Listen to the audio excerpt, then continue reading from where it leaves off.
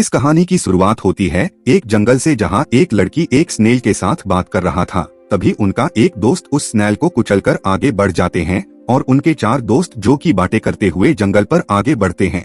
उनमें जैक जो की काफी स्टाइलिश है, रॉकी जो म्यूजिक लवर है, पेट जो खाने का शौकीन, एन्नी जो ब्यूटी क्वीन और जेनी जो की नेचुरल लवर के साथ साथ पढ़ाकू भी है। ये 5 दोस्त एक अनजान जंगल पर कैंपिंग करने आते हैं, जो कि हंसी खुशी जंगल के ब्यूटी का आनंद ले रहा था। तभी जेनी को 2-3 छोटा इंसान दिखा, जिनके सर पर मशरूम जैसा टोपी था और लंबाई लगभग 5 सेंटीमीटर के करीब था। तभी वो उनके पीछा करते हुए उनके कबीले पर पहुंच गए और उसे दिखाई दिया एक सुंदर नजारा, जहां वो छोटे छोटे इंसान कीट पतंगों के साथ खेल रहे थे, साथ ही साथ उनकी मदद भी कर रहे थे।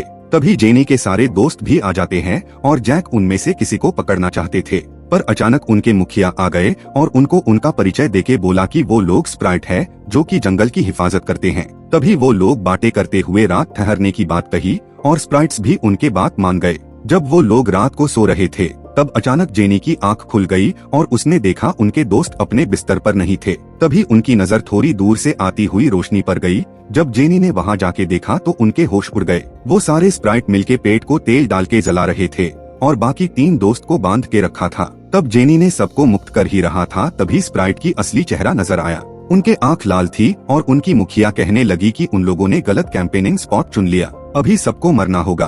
और सारे स्प्राइट्स मिलके उन पर हमला कर दिया, जिससे बचने के चक्कर में सारे दोस्त इधर उधर बिखर गए। जहां जैक अपने क्रिकेट बैट से स्प्राइट्स की धुलाई कर रहा था, एन्नी अपने ब्यूटी प्रोडक्ट स्प्राइट के ऊपर स्प्रे कर रहा था, जेनी टॉर्च लेके भाग गया और रॉकी एक छोटी सी गुफा में जाके छुप गया। एन्नी फाइट करते हुए अचानक एक बड़े मकड़ी के जाली में फंस गया और उसे मकड़ियों ने मिलकर मार डाला। जैक उसे बचाने जाते हैं, पर वो कुछ नहीं कर पाते।